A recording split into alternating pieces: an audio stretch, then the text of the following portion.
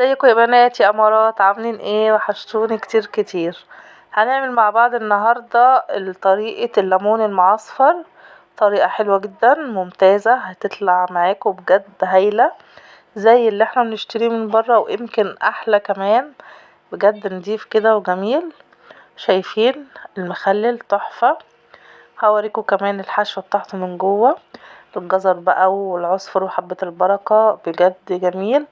والحشوة دي طبعا بتتاكل طبعا، جميلة جدا.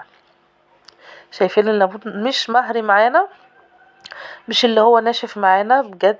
في ميته كده وحلو. هنطلع بقى الطبق كده، نطلع شوية كده مع بعض عشان تشوفوه كده من تحت، وتشوفوه عامل ازاي.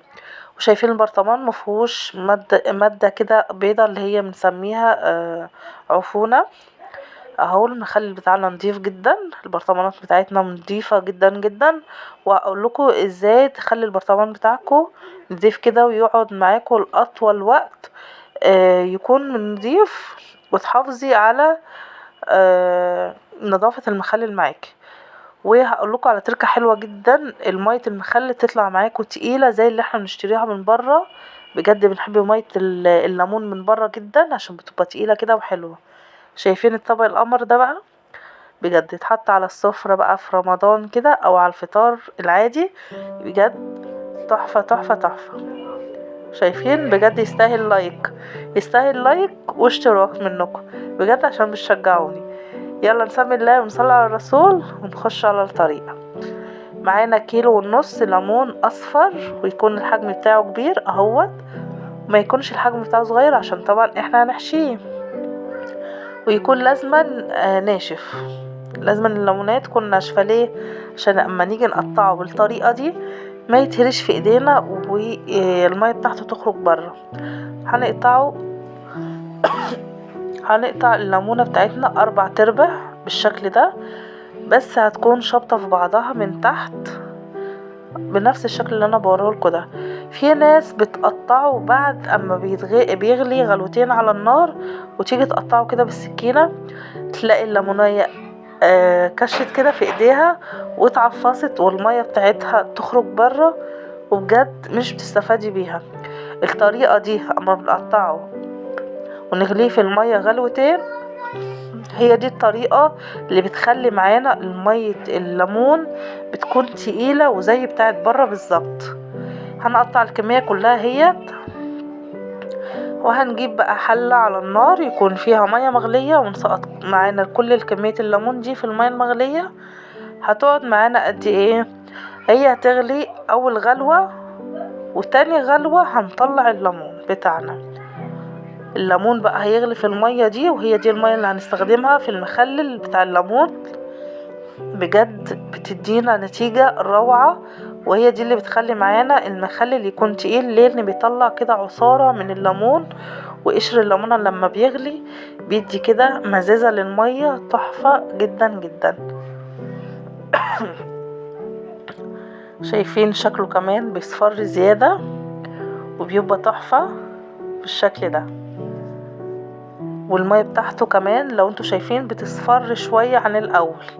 هنجيب هنا الحشوة بتاعتنا 3 معالق من حبة البركة او الحبة السوداء، جزرتين كبار مبشورين، فلفل احمر وفلفل شطة او حراق اللي هو الحراق او البارد، و5 جنيه عصفر من عند العطار، وكوباية الا ربع ملح، كوباية الا ربع ملح على الكيلو ونص.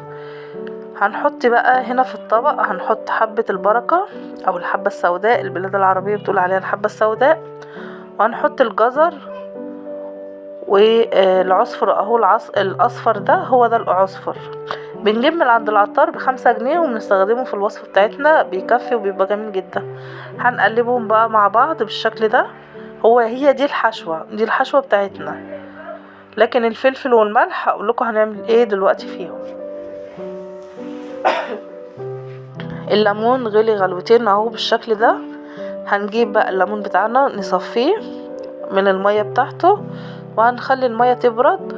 هنحط بقى ايه كبشتين من المية دي في الكبة، بس بعد ما تبرد معلقتين كبشتين في الكبة، وهنحط فيهم الفلفل اهوت. هنحط فيهم الفلفل وكمية الملح اللي معانا، كوباية الا ربع الملح. لو انت عندك هريسة شطة هتحطي هريسة الشطة مع المية على طول، وهتحطي الملح وهتدوبيهم مع بعض وهتسقي بيهم الليمون بتاعنا. طيب الكيلو الليمون بياخد قد ايه ملح؟ بياخد نص كوباية ملح. الكيلو الليمون بياخد نص كوباية ملح. الاتنين كيلو الليمون بياخدوا كوباية كاملة من الملح، اللي هو المج العادي اللي بنشرب فيه الشاي. هنجيب بقى الليمون بتاعنا نحشيه بالشكل ده. انا حشيت الكمية علشان خاطر ما اطولش عليكم الفيديو اهوت. هنحشيه بالشكل دوت. ايه هي الحشوة؟ هقول لكم تاني: الجزر وحبة البركة والعصفر، هنقلبهم مع بعض ونحشي الليمون بتاعنا بالشكل ده. ودي المية بتاعتنا، شايفين جميلة جدا. حطينا فيها طبعا الفلفل الاحمر اللي هو الحراق على البارد على الملح، وقلبناهم مع بعض.